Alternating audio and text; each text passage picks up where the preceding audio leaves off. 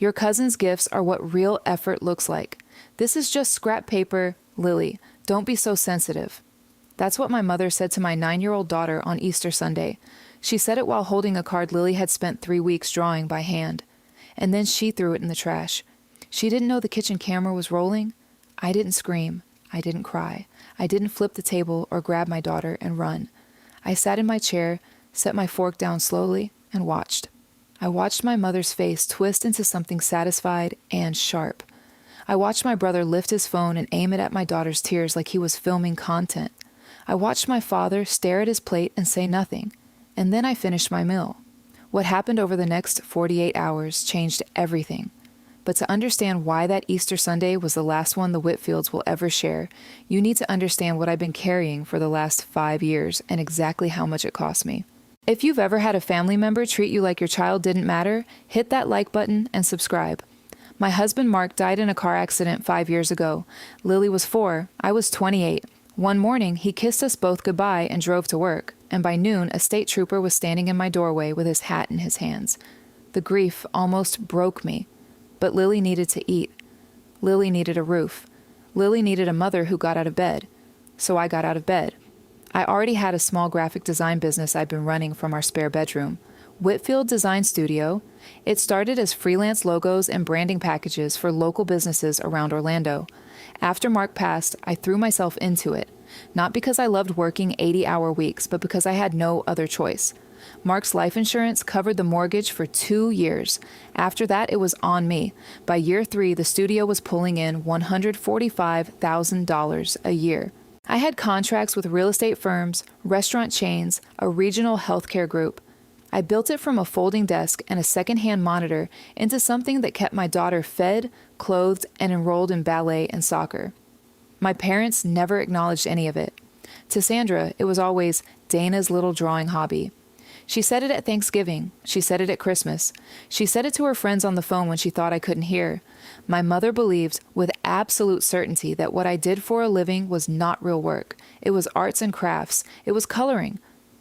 It was something a child might do on a rainy afternoon, but that didn't stop her from spending the money. 3 months after Mark's funeral, my mother called me on a Tuesday night. She said she and Dad were struggling. Keith had just retired early from his warehouse supervisor job, and the pension wasn't covering their $315,000 mortgage on a house valued at $410,000. She said they just needed a little help to transition. A bridge, something temporary. I started sending $2,400 a month, every single month on the 1st, like clockwork. I set up the transfer through a discretionary trust my attorney helped me create so the payments would be clean and documented. I told myself it was the right thing to do. I told myself this was simply what family did. That was 5 years ago. The total came to $144,000. $144,000. From my little drawing hobby, and it wasn't just the monthly payments. Sandra and Keith had made a big show at Lily's 5th birthday about being involved grandparents. They said they'd cover her school supplies, her extracurriculars, her activity fees. They called it their grandparent role. Sandra even teared up about it at the party, dabbing her eyes with a napkin while Keith nodded along. They never paid a cent. Ballet classes, soccer registration, cleats that Lily outgrew every 6 months, leotards, notebooks, backpacks, art supplies, 5 years of promises that evaporated the moment a bill arrived. I covered all of it. $9,600 in total. I kept every receipt in a folder on my desktop labeled Lily, Education and Activities. I don't know why I kept them. Maybe part of me always knew I'd need to look at the numbers someday and see the truth laid out clean. Then there was Logan. My brother is 27 years old. He has never held a job longer than 4 months. He calls himself a content creator and a brand strategist, which means he films himself unboxing products nobody sent him and posts opinions nobody asked for to an audience of 1,100 followers, most of whom are bots he purchased with money I later found out came from my mother's checking account, which came from my trust transfer. Logan was always the favorite, always. From the time he was born, 6 years after me, he was the center of everything. His baseball games were family events. Mine were inconvenient. His C- report cards were celebrated as showing real growth. My straight A's were met with, "Why can't you be more social, like your brother?" When Logan wanted a car at 17, Keith co-signed a $22,000 loan. When I needed help with college textbooks, Sandra told me to get a second job. After Mark died, the gap only widened. I was grieving, raising a child alone, building a business from nothing. Logan was living in my parents' basement, sleeping until noon, and filming reaction videos in Keith's old recliner. And Sandra's position was clear. Logan had potential. Logan just needed the right opportunity. Logan was going to make it big. 18 months ago, Sandra started calling me every other week about a $15,000 loan. She said Logan had a real business plan this time, an influencer brand, merchandise, sponsorship outreach. She said if I just seeded the startup, he'd pay me back within a year with interest. I said I'd think about it. She kept calling, every dinner, every visit, every phone call ended the same way. When are you going to help your brother? He's family, Dana. You know what family means. I was scheduled to sign the paperwork on Easter Monday. Arthur Miller, our family attorney and Mark's old friend, had drawn up a simple promissory note at my request. $15,000, 12-month repayment. I'd already told Sandra it was happening. She'd already told Logan. He'd already posted a story to his followers about big moves coming. That was the financial picture on Easter Sunday morning. $2,400 a month flowing out. $9,600 in broken promises on my books, and a $15,000 check sitting in a folder on my kitchen counter, waiting for a signature. But there was one more number. The one that changed everything 6 months before Easter. Last October, I went to my parents' house for Sunday dinner. I left my purse on the kitchen counter the way I always did. When I got home, I opened my wallet to pay the babysitter. I was short. I counted twice. $450 was missing. $450 in cash, gone. I didn't say anything. I didn't accuse anyone. But the following week, I bought a discreet security camera, small, wireless, designed to blend into a kitchen shelf between a cookbook and a ceramic rooster Sandra had owned for 20 years. I installed it during my next visit while Sandra was in the living room showing Logan something on her phone and Keith was asleep in his chair. The camera connected to a Nest app on my phone. It recorded continuously whenever motion was detected. I told myself it was just for peace of mind. I told myself I was being paranoid. I told myself I'd probably never even check the footage. I checked it every single week. For 6 months, I watched. I watched Sandra go through my purse twice more, each time pulling out small bills and tucking them into her apron pocket. I watched Logan open my laptop bag once and photograph documents inside. I watched Keith see Sandra take the cash and turn back to the television without a word. I documented everything. Timestamps, screenshots. I saved them to a secure folder and backed them up to a USB drive I kept in my office safe. I didn't know what I was building. I just knew I needed to keep building it. And then Easter came. The table was set by noon. I'd paid for everything.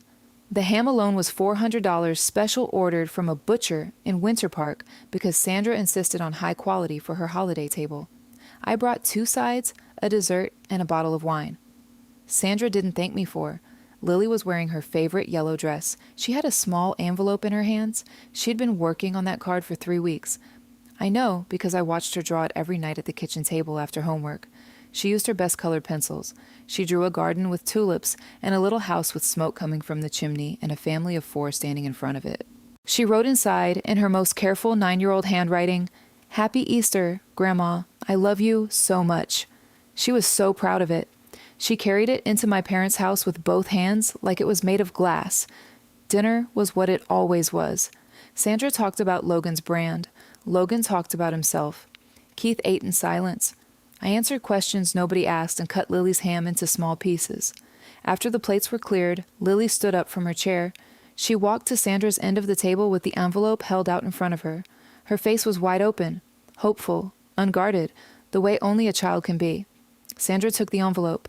She opened it slowly, sliding her thumbnail under the flap. She pulled the card out, glanced at it for maybe 2 seconds, and her lip curled. She didn't even read the inside. She looked at Lily with an expression I will never forget. It wasn't anger. It wasn't disappointment. It was amusement, like a child had handed her something sticky and foul. Your cousin's gifts are what real effort looks like. This is just scrap paper, Lily. Don't be so sensitive. And then she stood up, walked to the kitchen trash can, and dropped the card inside. Lily's face crumbled. Not loud, not dramatic. Her chin trembled first, then her eyes filled. Then she looked at me with her hands still out in front of her, fingers curled around nothing, and the tears fell without a sound. I felt nothing. Not anger, not pity. Nothing. Just a clean, clear silence inside me, like a wire had been cut and everything on the other side went dark. Then I heard the sound, a small, familiar chime, the soft click of a phone camera. I turned my head. Logan was sitting at the end of the table with his phone raised, pointed directly at Lily's face. He was recording. Not just recording, framing it, making sure the tears were centered, making sure the light caught the shine on her cheeks. He tapped the screen twice. He smiled. He hit send.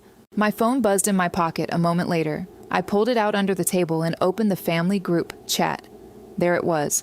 A 12-second video of my daughter sobbing, captioned with 3 words and a laughing emoji. Drama queen in training. Something inside me snapped. Not loud, not dramatic, just a clean, quiet break. I looked at Lily. Her small hand found my sleeve. Her fingers twisted the fabric white under her knuckles. I kept my voice steady. I see exactly what's happening here. Lily, honey, get your coat. We're finished with dessert. Sandra laughed. A short, wet sound through her nose. Oh, don't be dramatic, Dana. It's Easter. Sit down. Keith stared at his plate. Logan didn't even look up from his phone. I stood. I helped Lily into her jacket. I zipped it to her chin. I picked up my purse from the counter, right next to the ceramic rooster, right next to the small black lens that had been recording since the moment we walked through the door. I walked out without looking back. The door closed softly behind us. No slam. Just the quiet click of the lock sliding into place. Lily didn't speak until we were halfway home. Her voice was small, cracked right down the middle. Mom, what did I ever do to them? I didn't answer right away. I kept my eyes on the road. I kept both hands on the wheel. Nothing, baby, I said. You didn't do a single thing wrong. The house was dark when we got home. I carried Lily inside, changed her out of her yellow dress, and sat on the edge of her bed until her breathing slowed and her eyes finally closed. Then I walked to the kitchen. I sat at the table. I opened the Nest app on my phone, and I pressed play. The footage started at 2:14 p.m. The kitchen camera had a wide angle. It caught the counter, the trash can, the edge of the dining table, and the hallway leading to the living room. I watched Sandra take the card from Lily. I watched her glance at it. I watched her lip curl. I watched her say the words I'd already heard in person, the ones that were already burned into the back of my skull. But the camera caught something I hadn't seen from the table. After Sandra stood up and walked to the trash can, after she dropped the card inside, she paused. She looked back toward the dining room to make sure no one was watching. Then she leaned over the trash can, and she spit on it. She spit on my daughter's card. A card a 9-year-old girl spent 3 weeks drawing with her best colored pencils, a garden with tulips, a little house with smoke from the chimney, a family of 4. Happy Easter, Grandma. I love you so much. Sandra spit on it and walked back to the table, smiling. I set the phone down on the kitchen counter. The screen stayed lit for a few more seconds, then went dark. The house was silent except for the hum of the refrigerator and the faint sound of Lily breathing down the hall.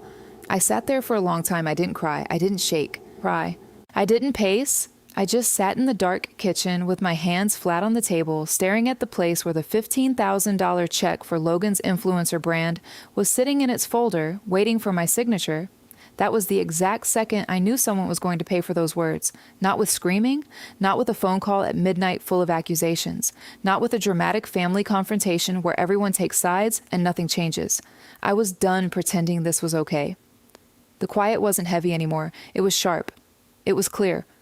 I picked up my phone. I opened my contacts. I scrolled to Arthur Miller.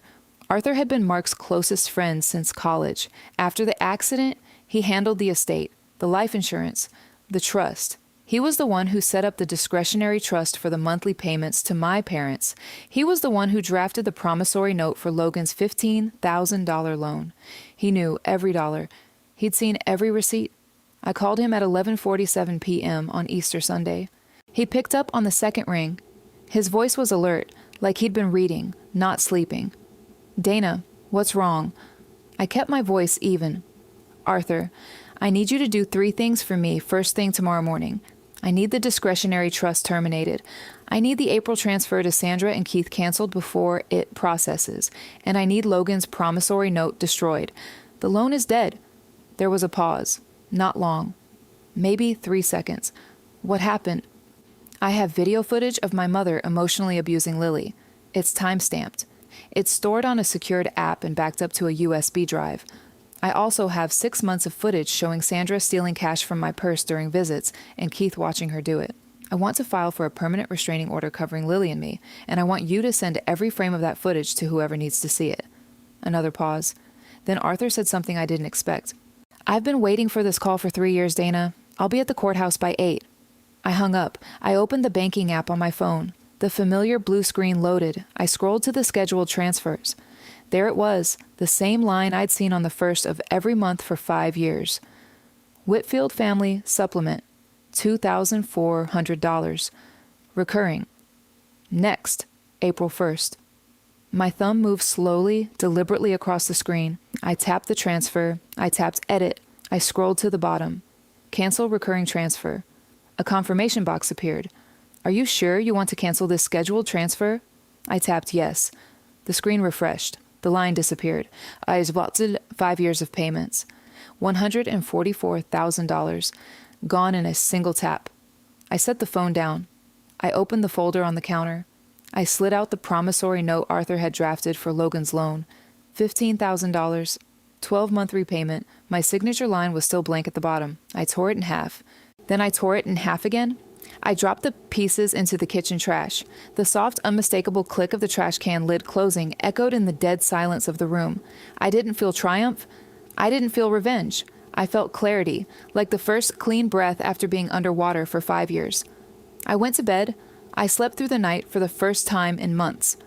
Tuesday morning, Arthur filed everything. The trust revocation went through at 8:12 a.m. The restraining order petition was submitted by 9:30. He attached the video files, the screenshots, the timestamps, the 6 months of documented theft. Every frame, every dollar, every second of Sandra spitting on a child's Easter card. By noon, it was done. I didn't call my parents. I didn't text Logan. I didn't send an email or post a message or explain myself to anyone. There was nothing to explain. I sat at my desk in my spare bedroom, opened my laptop, and worked on a branding package for a dental office in Kissimmee. I invoiced the client for $4,200. I made Lily a grilled cheese for lunch. I picked her up from school at 3:15 and took her to ballet. If you've ever watched someone hurt your child and known that was the last time, hit that like button and subscribe. The doorbell rang at 6:47 p.m. on Tuesday evening. I was in the kitchen making pasta. Lily was at the table doing her math homework. The bell rang 3 times in quick succession, then a fist started pounding. I wiped my hands on a towel. I walked to the front door. I looked through the peephole. Sandra was standing on my porch. Her hair was uncombed. Her blouse was untucked on one side. Keith stood 2 steps behind her, hands in his pockets, staring at the welcome mat. I opened the door 6 inches. I kept my hand on the frame. Sandra's eyes were red-rimmed and wild. "There's been a banking glitch," she said. Her voice was high and fast. The transfer didn't come through. I called the bank and they said the account was closed. "Closed, Dana. You need to call them right now and fix this." I stayed quiet, letting her continue. "And Logan said you haven't returned his calls about the loan. He said Arthur's office told him the paperwork was canceled. Canceled. That can't be right. We had a deal. You promised." Keith cleared his throat behind her. He didn't say anything. I kept my voice steady. "There is no banking glitch, Mother." Sandra blinked. "I watched the video. Not Logan's video. Mine. I saw what you did in the kitchen." Her face went still. Not confused. Not angry. Still. The way someone looks when they realize they've been seen. "I saw you take Lily's card. I saw you throw it away. And I saw what you did after. The camera has been in your kitchen for 6 months. I have footage of you stealing cash from my purse on 3 separate occasions. I have footage of Keith watching you do it and turning back to the television." Keith's jaw tightened. He didn't look up. "The $2,400 a month is over. The loan is dead. Don't call me again." Sandra's mouth opened, closed, opened again. "You can't do this," she whispered. "We have a mortgage, Dana. $315,000. We cannot make that payment without your help. Your father is retired. I don't work. You know that. I know exactly what you can and can't afford. I've been funding it for 5 years. $144,000. For my little drawing hobby." Sandra's knees buckled slightly. She caught herself on the porch railing. "And Logan's $15,000 is gone. The promissory note is in my trash can, right next to where you put Lily's card." "Dana." Keith's voice came out rough, cracked from disuse, the first word he'd spoken since I'd opened the door. "Think about what you're doing. This is family." I looked at my father. He was staring at me now, not the mat, not his shoes. His eyes were wet, but his hands were still in his pockets. 60 years old and he still couldn't move them. You watched her spit on your granddaughter's car, Dad. You watched Sandra steal from me. You've watched all of it for 5 years and you haven't said a single word. Don't start now. A car pulled up to the curb behind Sandra's sedan. A man in a gray jacket stepped out carrying a manila envelope. Arthur had told me the timing would be tight. He was right on schedule. Sandra Whitfield? The man said. Sandra turned, confused. The man extended the envelope. You've been served. Sandra took it reflexively, the way you catch something thrown at you before you realize what it is. She looked down at the envelope. She looked at me. That's a petition for a permanent restraining order, I said. It covers me and Lily. No contact, no calls, no visits, no messages through third parties. Arthur filed it this morning, along with 6 months of video evidence and a formal complaint of emotional abuse and harassment. Sandra's face drained. Not red anymore. White. Paper white. You'll receive a court date within 2 weeks. Arthur has also forwarded the footage to CPS for review. They'll be conducting a home study. Sandra dropped the envelope. It landed face up on the porch. She stared at it like it was something alive. Dana, she said. Her voice had changed. The sharpness was gone. Something watery and desperate had replaced it. Please, I'm your mother. I made a mistake. People make mistakes. Please don't do this to your family. You did this to my family, I said. I'm just making sure you can't do it again. I stepped back. My hand found the edge of the door. Lily, Sandra said, craning her neck to see past me. Lily, sweetheart, Grandma loves you. Grandma's sorry. I closed the door. Softly, no slam. Just the quiet click of the lock sliding into place. Through the door, I heard Sandra start to cry. I heard Keith say her name once, low and useless. I heard the process server's shoes scrape on the walkway as he returned to his car. I walked back to the kitchen. Lily was still at the table. Her pencil was still in her hand. Her eyes were wide, but her voice was steady. Was that Grandma? I sat down next to her. I put my hand over hers.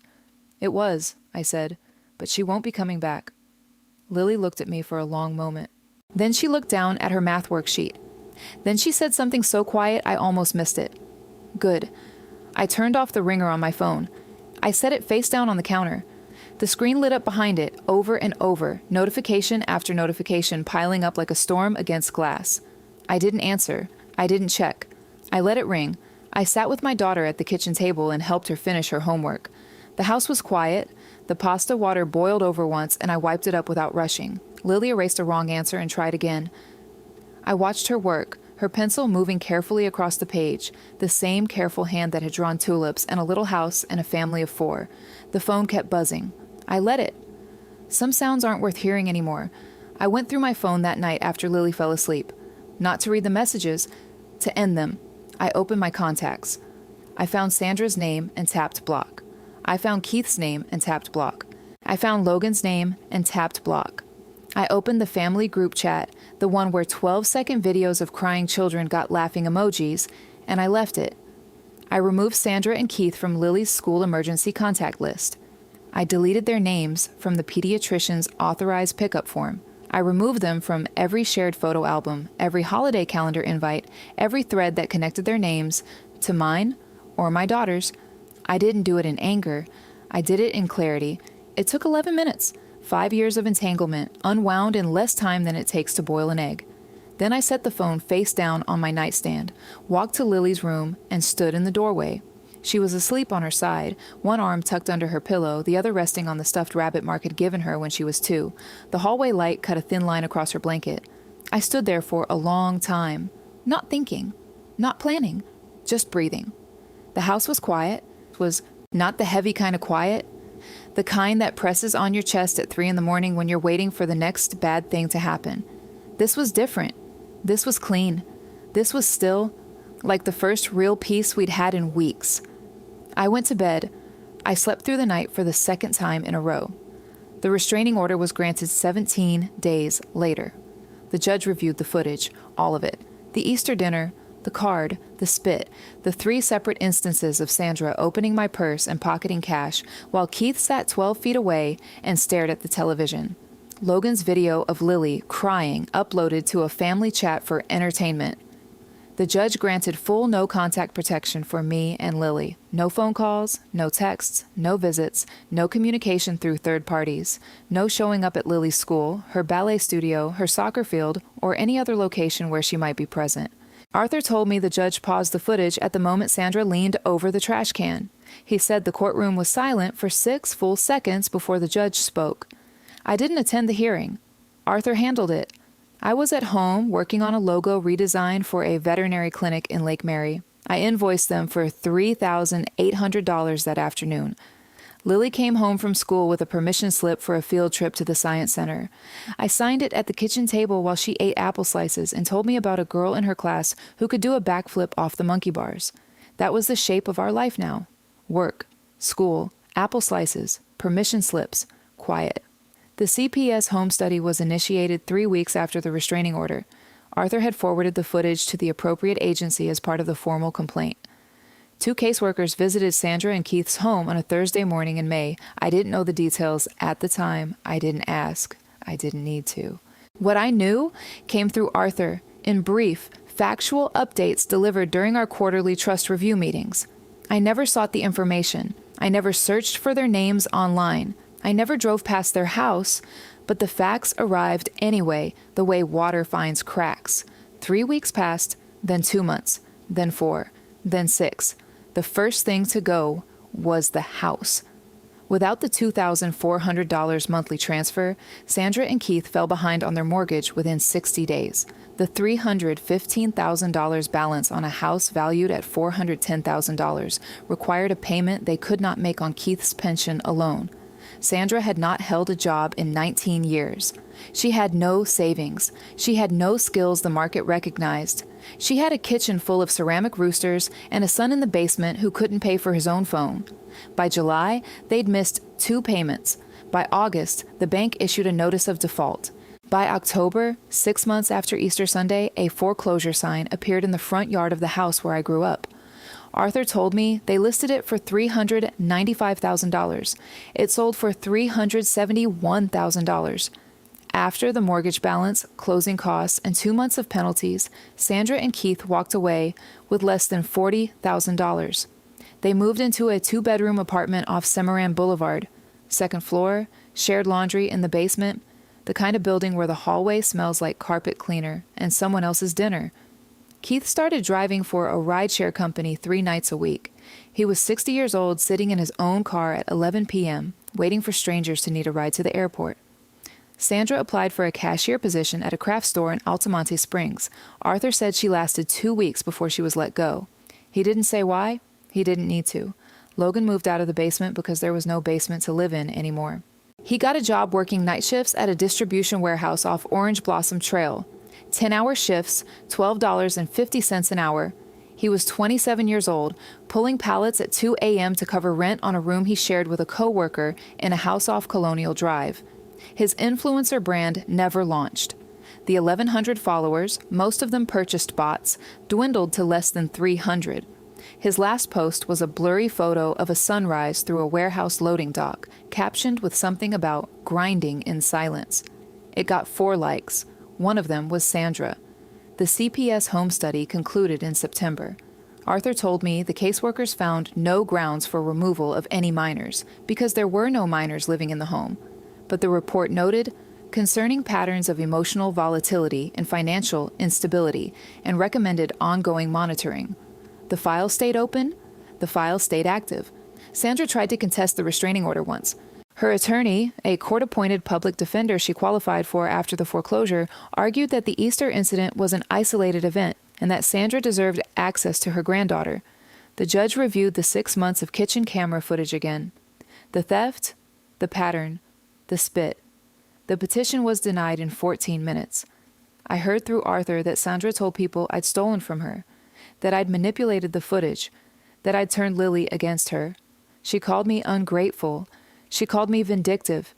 She told anyone who'd listen that she was the victim of a daughter who never appreciated what family meant. Fewer and fewer people listened. I didn't respond. I didn't correct the record. I didn't need to. The footage existed. The court order existed. The receipts existed.